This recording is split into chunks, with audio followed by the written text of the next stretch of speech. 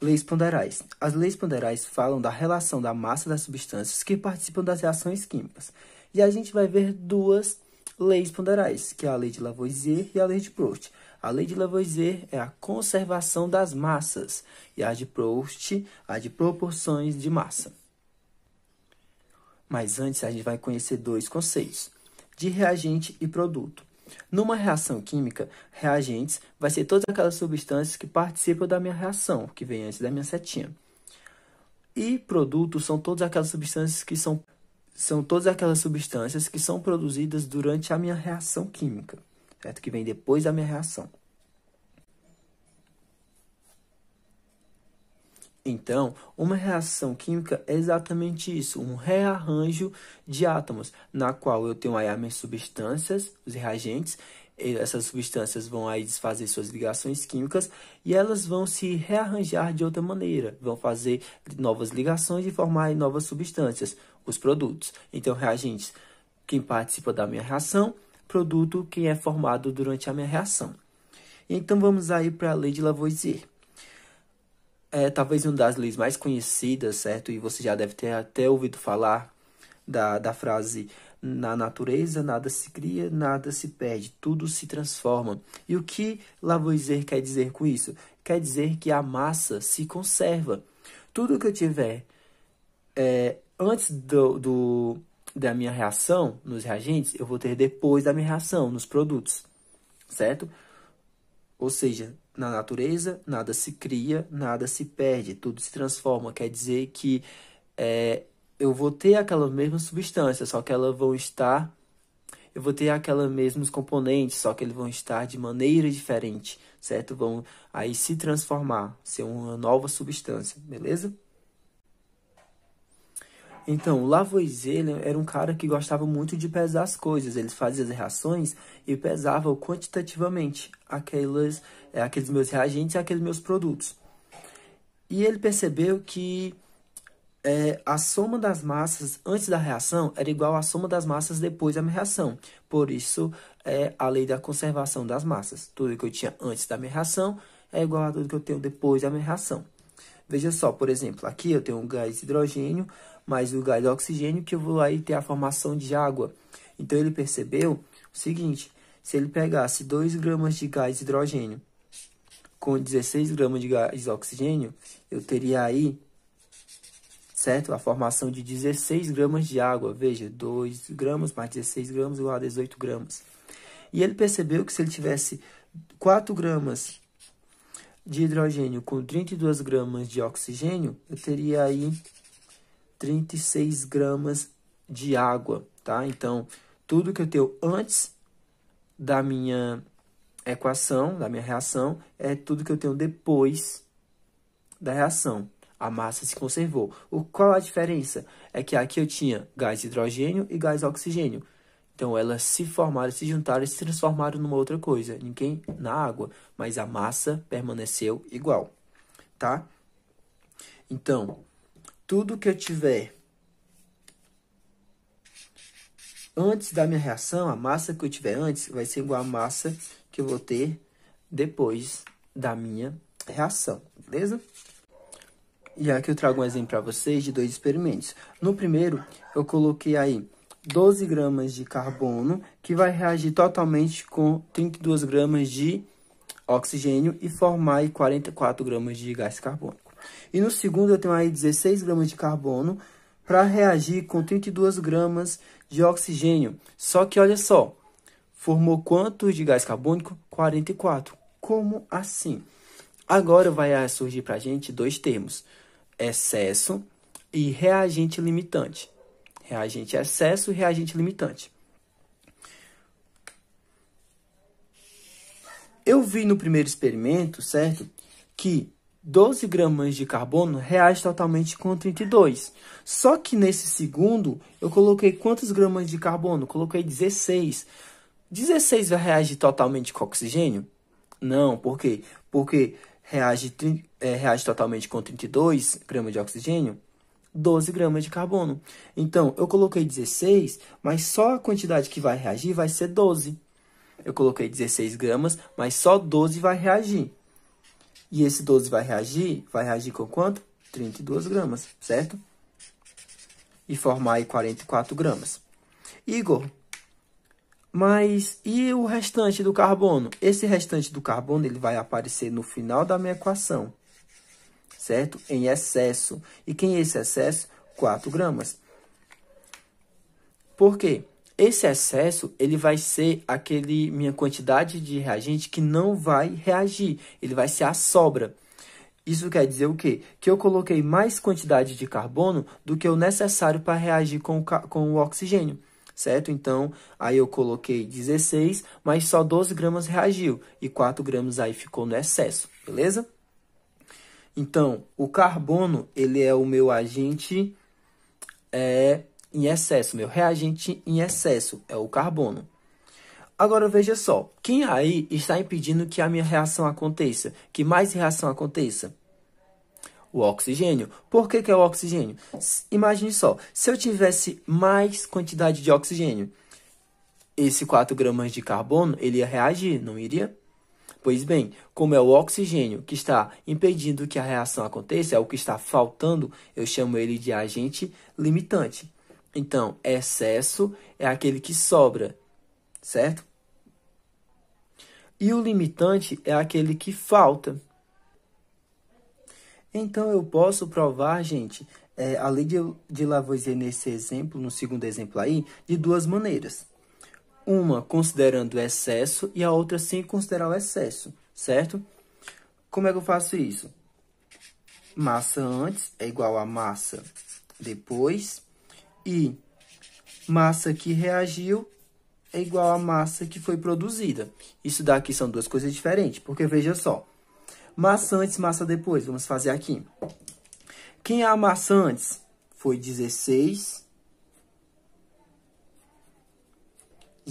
gramas, certo? Que é a massa antes. Quem é a massa de 16 gramas mais 32, né, no caso?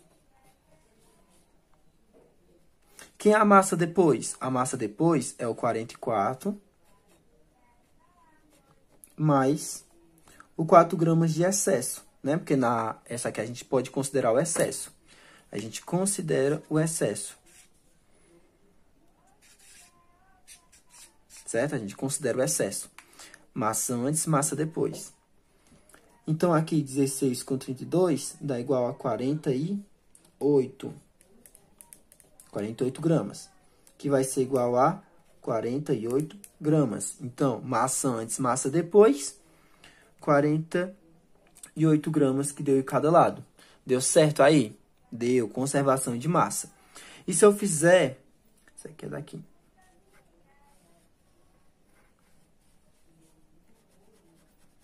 Isso aqui eu considero excesso.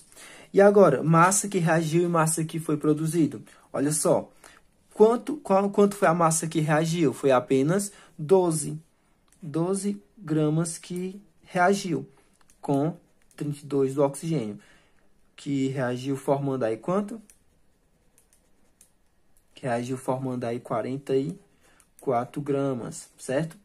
Então, 44 igual a 44. Beleza? Então, eu provei aí de duas maneiras esse experimento 2, segundo aí a lei de Lavoisier da conservação de massas. Novamente, quando eu falo de massa antes, massa depois, eu considero excesso. E quando eu falo de massa que reagiu e massa produzida, eu não considero excesso, beleza? A lei de Proust já fala sobre a proporção de massas, isto é, a proporção de massas que reagem permanecem constantes. Veja só, eu tenho aqui um experimento da reação de mercúrio com gás de oxigênio, formando aí um óxido de mercúrio, beleza? Então, segundo Proust, ele fala o seguinte: eu tenho no primeiro experimento 50 gramas de mercúrio, que vai reagir totalmente com 4 gramas de gás de oxigênio, e formar aí o meu óxido, certo? Tenho aí 50 gramas, que reage com 4 gramas de oxigênio, e formar aí 54 gramas de óxido. Veja só. Massa permanece igual. O que acontece se eu duplicar a quantidade aí de mercúrio? O que acontece se eu duplicar? Olha só, se eu duplicar no segundo experimento, duplicar a quantidade de mercúrio, então eu também tenho que duplicar a minha quantidade aí do oxigênio. Logo, o meu produto final também vai estar numa quantidade duplicada, beleza?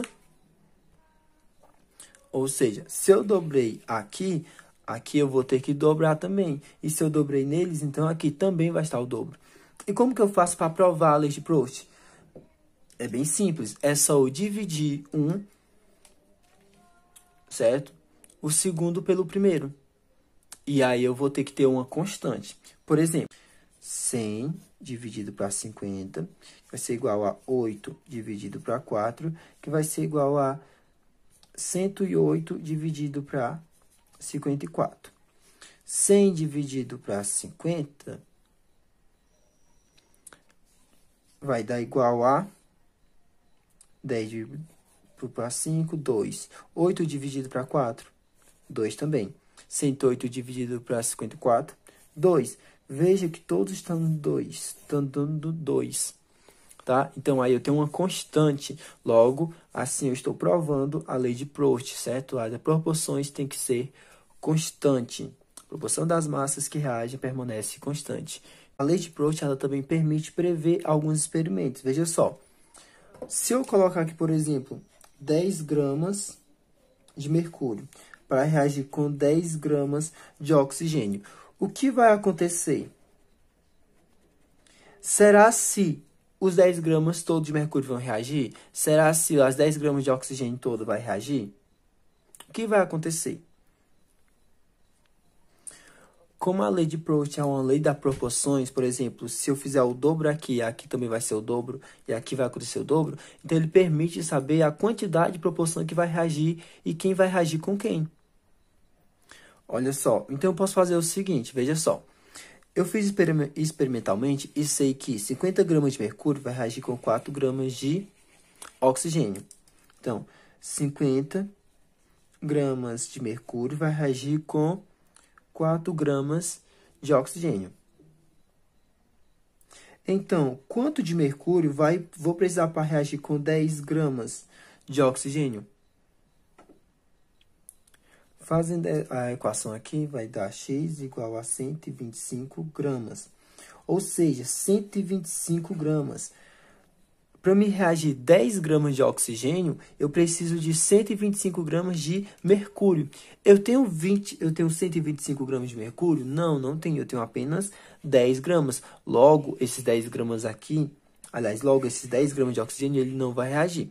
Mas eu posso tentar do outro lado. Vamos ler. Eu sei que 50 gramas de mercúrio reage com 4 gramas de oxigênio.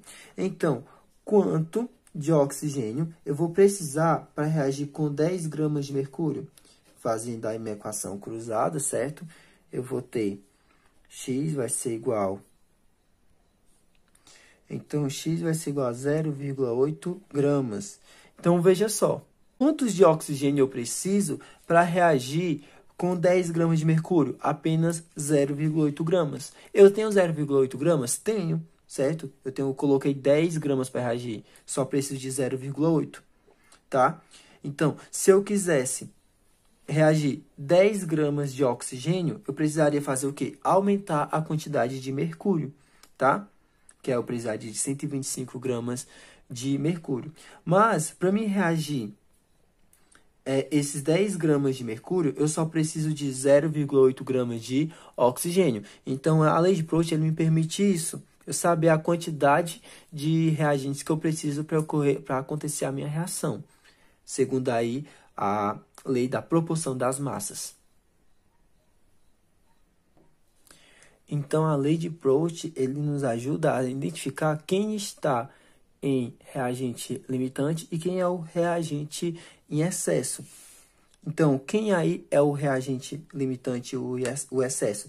Veja só que no experimento 3, eu sei que eu coloquei 10 gramas de mercúrio, mas só quem vai reagir do oxigênio é 0,8 gramas, certo? Só 0,8 gramas vai reagir. Mas eu coloquei 10. Então, quem é o excesso? O excesso é o oxigênio, certo? Por quê? Porque ele sobrou. Eu coloquei 10 gramas, mas só 0,8 gramas reagiu.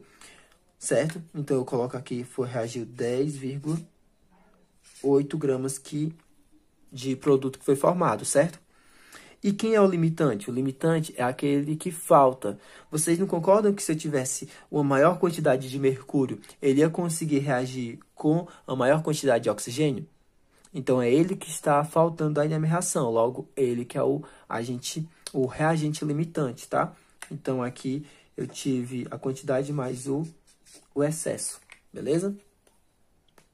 E, novamente, como que eu faço para provar que essa equação aqui, ela está de acordo com a lei de Proust? Basta dividir os experimentos. Vamos dividir esse pelo nosso que a gente fez. Então, 100 dividido aí por 10, né? Ó, tô fazendo o segundo pelo terceiro. Vai ser igual a 8 por 0,8, que vai ser igual aí o 108 por 10,08. Lembrando que tem que dar uma constante, certo? Tem que dar uma constante esse valor. 10 dividido para 1 dá 10, 8 por 10, 8 por 0,8 também dá 10. E 108 por 10,8 também dá 10. Então, a minha constante aí é 10.